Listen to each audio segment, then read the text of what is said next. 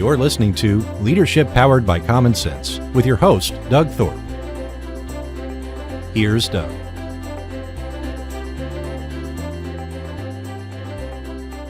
Welcome, everyone. You are listening to another episode of Leadership Powered by Common Sense. I am your host, Doug Thorpe, and today we're going to talk about the changes that are going on in the workforce, specifically ideas about everybody thinking about remote. We're coming out of a fog, is what I call it, the 24-month fog of this thing we called COVID. People have changed their mindsets, their ideas. Companies have changed their views on the way people can and should work. And today I've got a guest. His name is Henry Kurkoski. Henry has done some studying on this whole phenomenon of remote work. He's written a book, and we'll get into that a little bit later. But Henry, welcome to the show. Hey, thanks for having me, Doug. I appreciate you. Yeah, you bet. And remind us where you're calling in from. I'm based out of I go back and forth between Key West and Indianapolis, and right now I'm in Indianapolis. Okay, good. Well, again, happy to have you on the show here. So tell us a little bit about your journey, how you've kind of, the prior life and things you've done to get to where you are today. Oh, yeah, sure. So I was originally, before I moved to Indianapolis, I was living in Fort Lauderdale, and I was doing commercial financing. That was during that one big real estate boom back in 2001. And I started going back and forth between Indianapolis and Fort Lauderdale once a month to start setting up my e-wireless or my Wi-Fi company. And that was my first stint being remote. And at the time, there really wasn't any Wi-Fi or things like that. There were no smartphones. I had one of those Sony Ericsson phones, an eFax machine. I think at the time I had an AOL account. And, I would go back and forth. And I discovered during that time that I didn't have to be at the office in Fort Lauderdale to do business. I had this one client that was very aggressive. He was busy buying up motels and hotels in South Florida to convert into condominiums. And while I was in Indianapolis, or even on the plane, I could, type out emails and send them when I got an internet connection, stuff like that. But, I was able to work with bankers, lenders, equity investors, help it work with real estate agents, all from regardless of where I was. This was a time when DSL was just rolling out to tier 2 cities like Fort Lauderdale and Indianapolis. And I was lucky enough in both places to have a DSL connection because other than that, at the time, it was either a T1 line or dial-up. So those were the only two real, internet access available. And after that, I started getting e-wireless fully functional. And that was designed from the get-go with the remote in mind. We decided, hey, if I could do this, we don't really need to have a company headquarters or things like that. And we set up the company to be remote so that we could have freedom to travel and do business as we worked around the country. And, my call centers are in Idaho. My servers are managed out of New York. My accounting team is out of Orlando. So we could be anywhere. Our developers are all over the world to develop our software and firmware platforms. With that, we had a really good understanding of how a distributed team can thrive and function.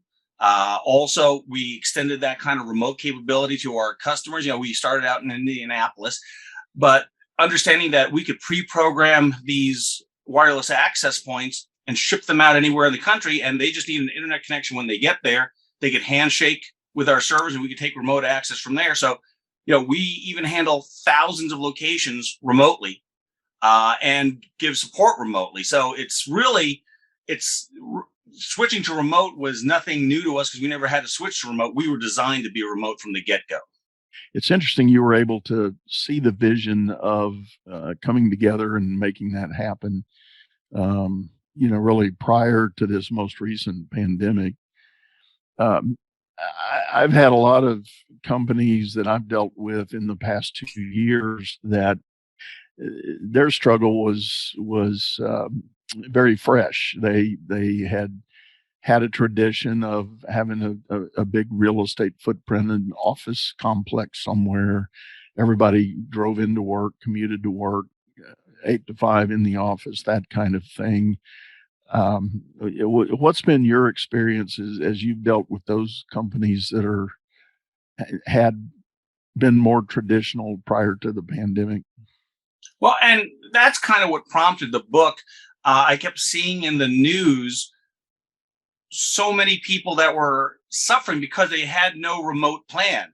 And I had seen, and I talk about this in the book, in I think it was 2016, we had a derecho come through Indianapolis, and that's a fast-moving storm with sideline winds. And it was Sunday afternoon, and it had blown out the windows for the office buildings and some of our higher office buildings, and still fragments were coming down onto the streets. They had to shut those buildings down they thought maybe it would be 4 weeks. It ended up being over 3 months. And there were thousands of workers that were displaced. It was a little over a dozen companies, and they were displaced for months. They couldn't access files. One was a CPA firm, and it happened just before tax season. So we saw a lot of people struggling, even our own clients struggling with remote, and we did the best we could to help them, but they just weren't designed to access those digital files digitally. They still were doing a lot of paper. So that was holding them back. And also the mindset that they had, that was their biggest caveat, was getting over the mindset of seeing work being done, of, how do I know work is actually being done if I can't see it? There was a whole managerial mindset that had to be reset to be able to function in the remote world and empower employees to function well in the remote world. Right. Well, I agree with you, and you hit it spot on. The managerial mindset is the biggest hindrance. There are some logistical, technical things to think about, of course, but having that mindset about, can I trust my people? If I can't see them, how do I know they're working?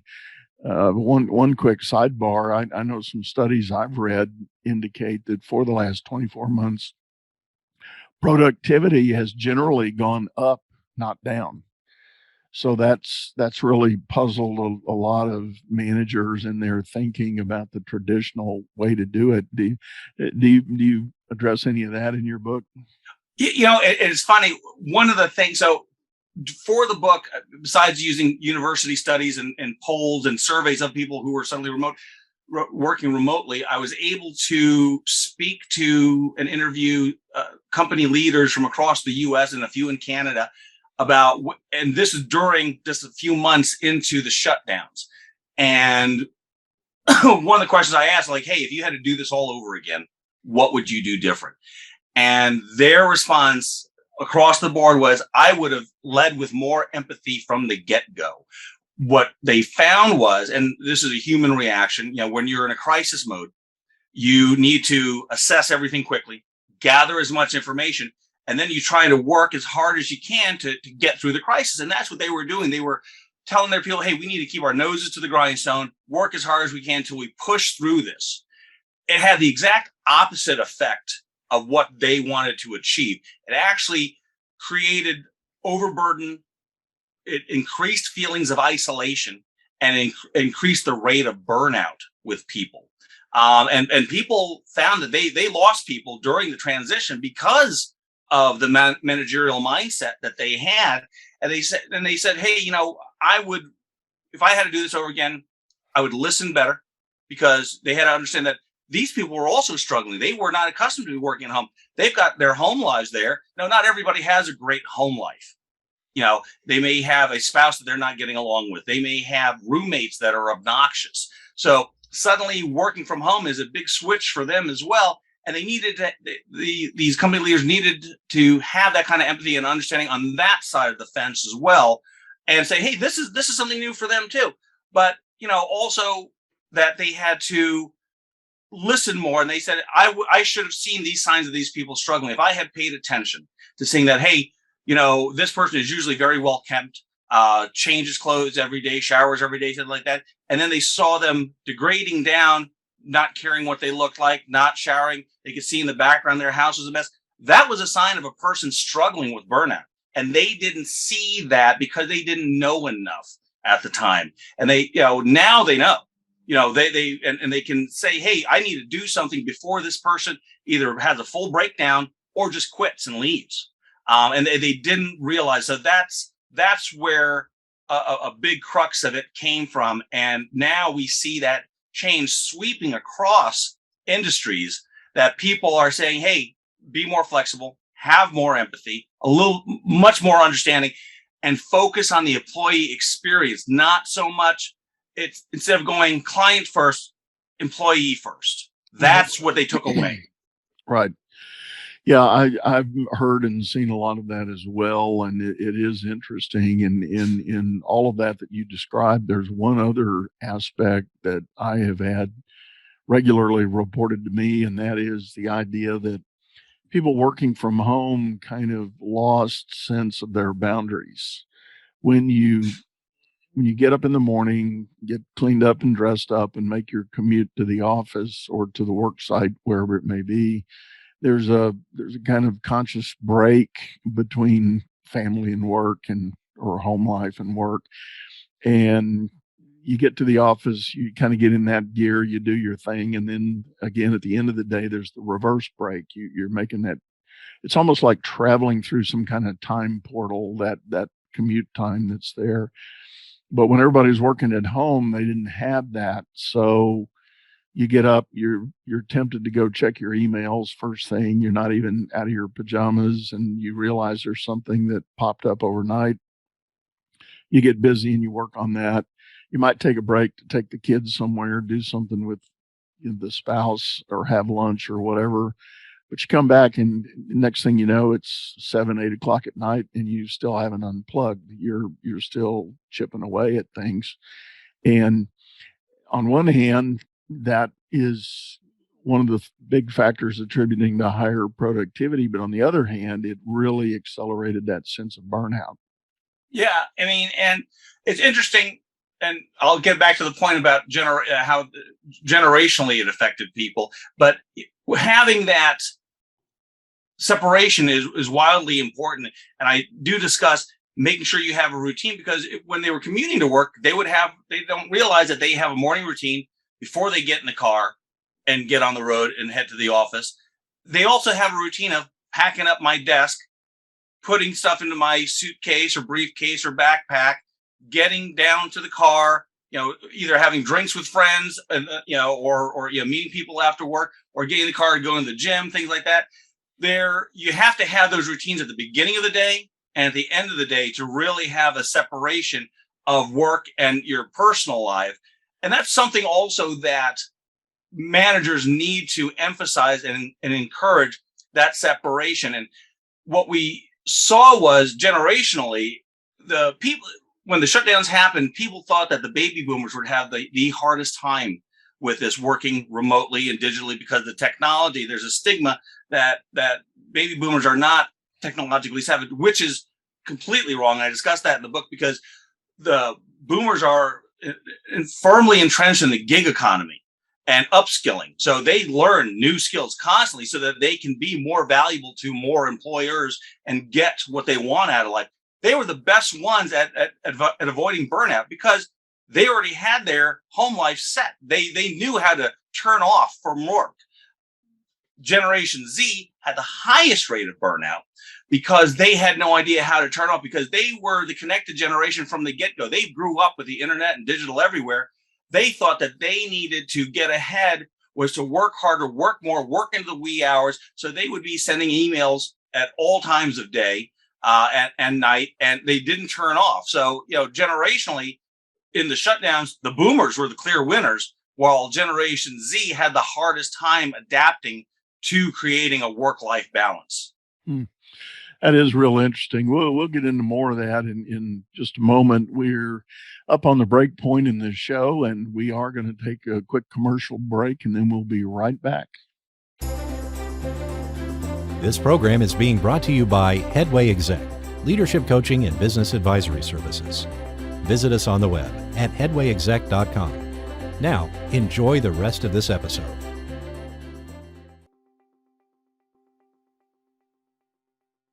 Well, hello again, everyone. We're back, and this is Leadership Powered by Common Sense. Today, I've got Henry Kurkowski visiting with us. He has done some work in studying the late-breaking phenomenon of remote working.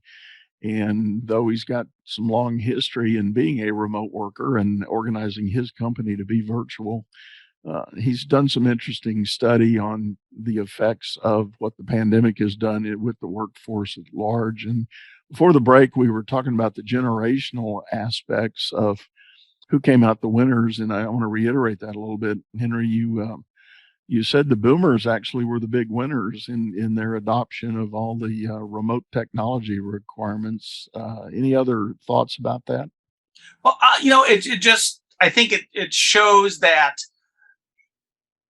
in the workforce, we've got four generations that are the main ones. There's Generation X, there's baby boomers, millennials, Generation Z. And we have to adapt our thinking to those. There is no generation gap, but there are things that we managers should understand about these different generations and how they are, because baby boomers are far more established in their lives and their careers. The issue that Generation Z takes with people in that generation is they think they have all the good jobs, the higher up jobs, with their concerns are more about, hey, retirement, having a good benefits, good pay rate, where they're going to go, and after they're done working, where Generation Z is more about getting up on the ladder, learning more skills, being more valuable. So when we look at managing our teams, we also have to look at how these teams have different concerns as well and how they do their work. And they all have different goals. And our main thing was with going back to the office, people are trying to get back to normal. Normal sucked. We have an opportunity to recreate it and address all these concerns and rethink about how we're managing people. Yeah, I totally agree with that. And all of the anecdotal data that I've collected in the work I do with my business owners and executives that I coach, I hear a lot of that. And I've taken the position that when we look back on the way leadership and management took care of the pandemic, the case studies that will highlight the successful companies that weathered through this, the key contributor is going to be communication. How did that manager, how did that leader communicate to their team? How did they maintain the connectivity and that sense of belonging? And you touched on it, being a little more empathetic right up front. I think it's going to be those leaders that are going to emerge as the big winners in this thing. And conversely, the companies whose leadership didn't do well with maintaining strong, clear, communication with everybody, we're going to find that they struggled with it. Yeah, absolutely. I think so too. I mean, we see that those people who try to have more control over their employees were the ones that were losing.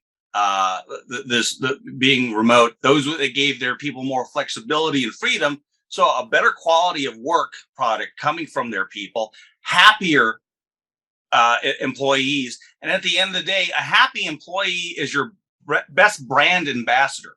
A miserable employee is going to tell you, hey, don't even bother doing business with this company. They're not going to recommend people to come work for them. They're the ones that are on front lines talking to people. So the happier your employee, the better it is for the company overall, and the better work product you're going to get out of those employees. Yeah, definitely. That's a big thing. And it leads me to the thought, there's much been written about this thing they're calling now the Great Resignation, of people just walking away from seemingly really good jobs. What from your experience and the work you've done in this space, what do you think is contributing most to the Great Resignation? I think what's happening is we're seeing people who had a great taste of freedom, and they started to see that their lives, instead of living to work, they're working to live now. So they're seeing that with more freedom, they could be happier. They don't have to have this old mindset that you have to be chained to a desk or to a company for 20, 30 years, or even a specific field for that long. You can change and be happier. And what's pushing people out and causing them to resign is this old managerial mindset of butts and seats between 9 and 5. And that's how I gauge what their salary is, what their hourly is, and I expect X amount of work for X amount of hours.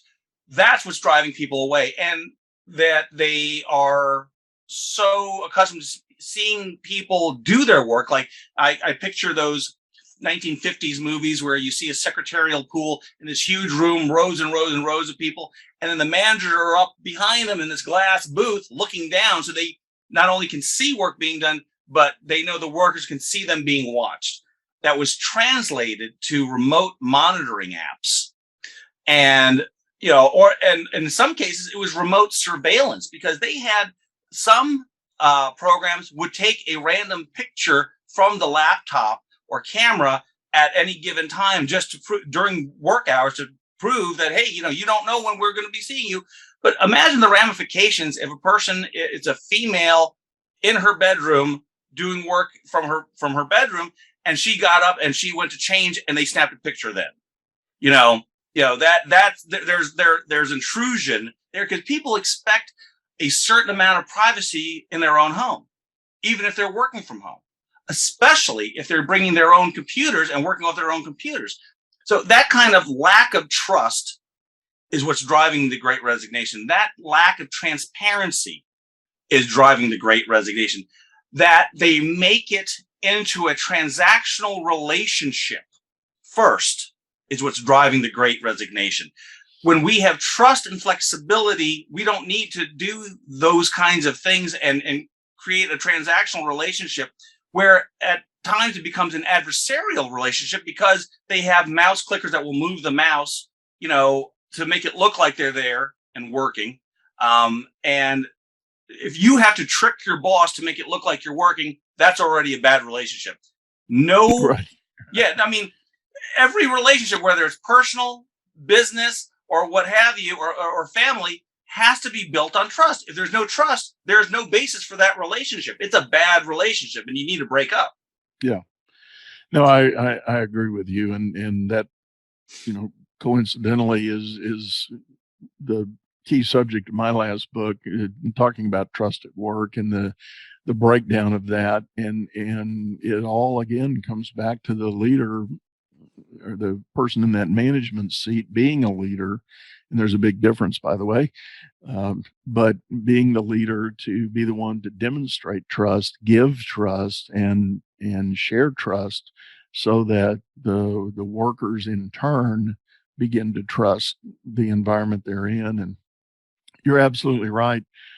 Tricks and gadgets and apps to monitor and check for productivity or presence when you're remote is just a giant immediate vote of no trust. The manager is saying, we don't trust you to do what you're supposed to be doing, so we're going to monitor it. That's just I think a horrible indicator.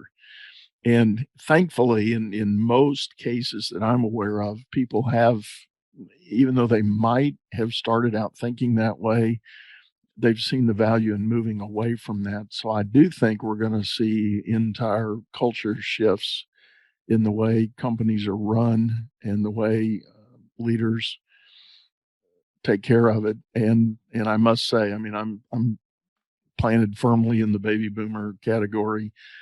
I must say, I've seen my own colleagues who at least have stepped up and said, I'm going to admit I'm not comfortable operating the way we are now. I used to be, I'm not anymore. I'm going to go ahead and take my chips. I'll take my retirement check and I'm going to cash out, and I'm done.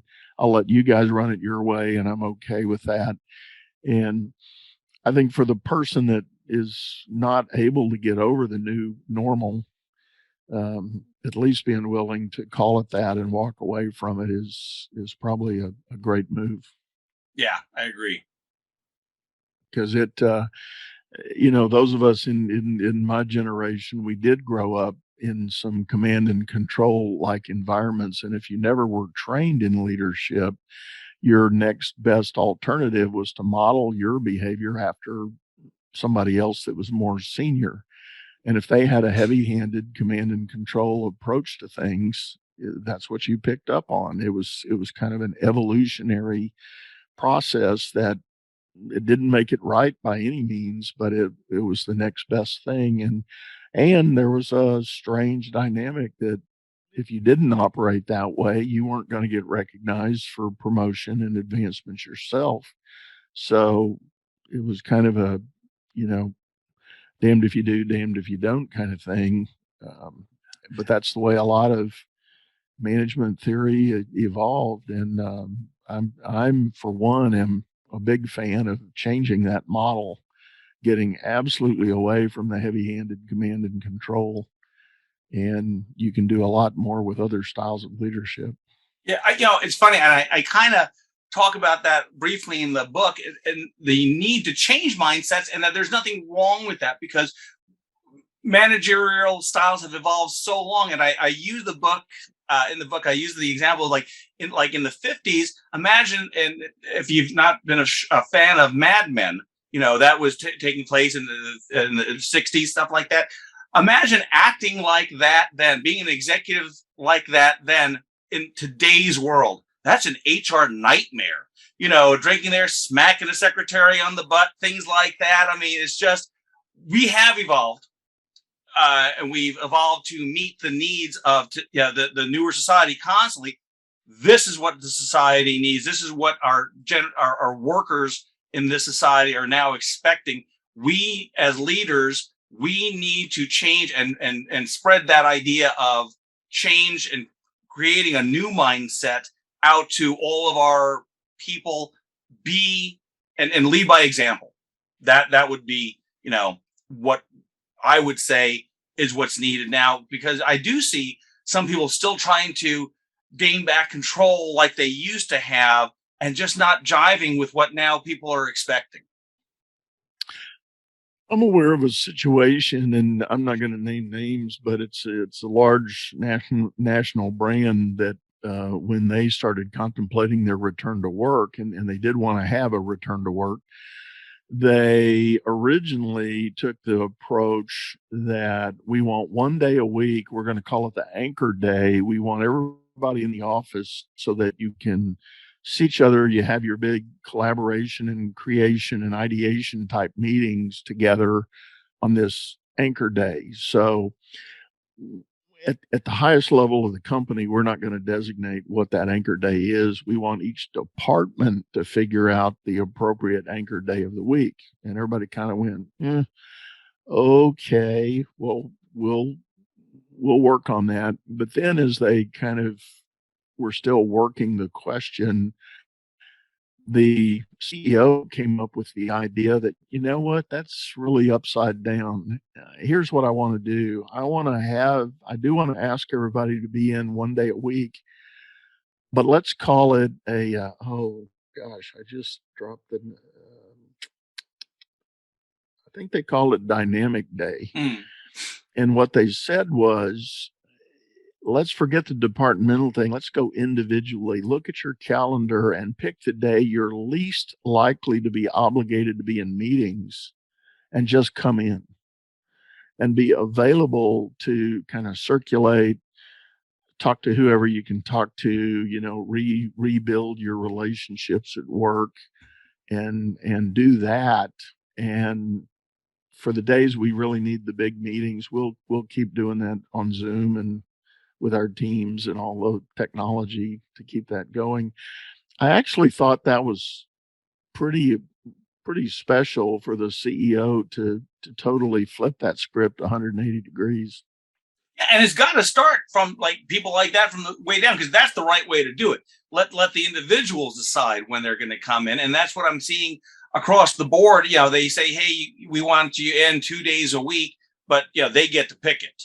And then from that, they've also used technology to have more open, accessible scheduling so that people can see when somebody's in the office and when people are going to be out, so they can all work together and schedule, how they collaborate together, how they meet together. Because with that kind of idea, it puts the power in the hands of the employees to do their job that they were hired to do with more autonomy and with a clear understanding of what's expected from them and from their managers.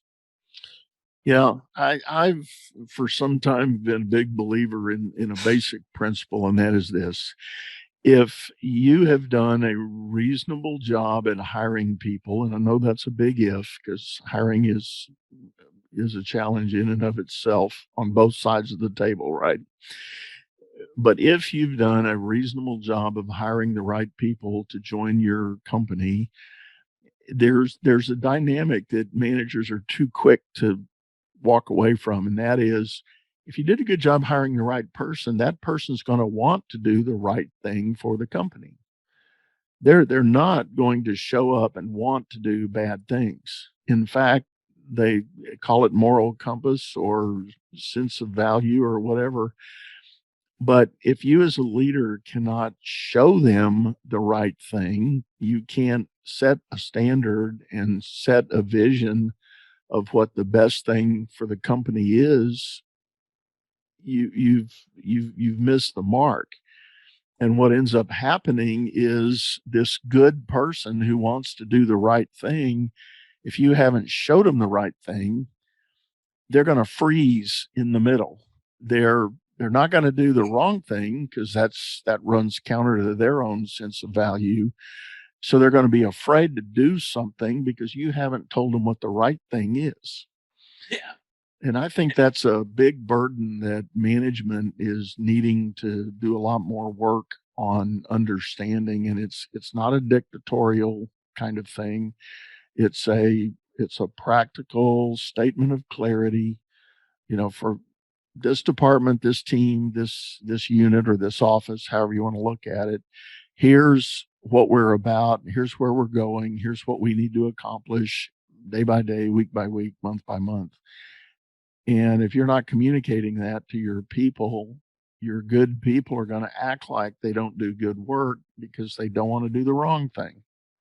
Yeah. And I talk about that in the book a bit, and about how hire people that share the same values that you're projecting through your company. We have a set of corporate values that it's different between, what your goals are. It's like with, American Express, one of their core values is to treat the customer well, make accessibility, finances accessible to as many people as they can, give great customer service, help people along the way.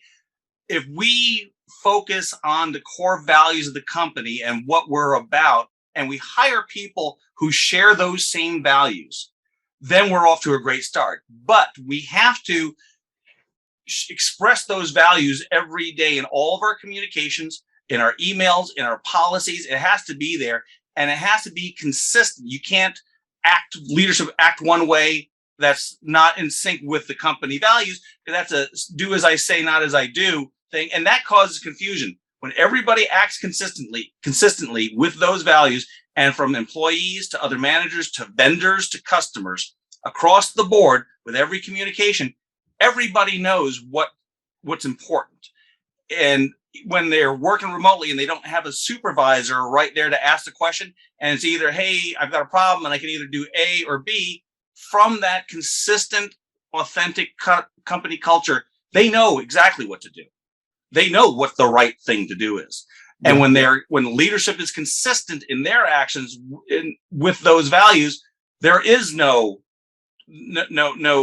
asking what I should do. We know what to do because it's been set. It's not in a company policy. It's through their actions, through their words, how they treat people. Yeah, I agree. And that's well said. Well, Henry, if somebody wants to get a hold of you, what's the best way to get in touch? You can go to theremoteworkbook.com. That is the website for the book, and there's a contact form there. I'm also on LinkedIn, Henry Kurkowski. But my Twitter is Henry Indy, INDY That's a little easier to spell than Kurkowski. So you can contact me, and if anybody has any questions about remote work or anything that's discussed in the book or anything discussed here in the podcast, I'd love to talk more. All right. Well, we'll have all that information in the show notes, folks, if you need to get that. And Henry, it's been great having you on. I think we're about on the end of our time here today. So thank you for showing up and sharing this with us. Hey, Doug, thank you for inviting me. I had a great time, and I really enjoy your podcast. Yeah, again, I appreciate you doing that, Henry. It's okay. Sorry. Thinking ahead too fast here. So, folks, as we often say on the show here, if you look at our title, we're called Leadership Powered by Common Sense. And some people get hung up on that idea. What is common sense? Well, in simple words, what I would tell you is it's taking things and don't make them complex. We live in a very fast-paced, a growingly complex world.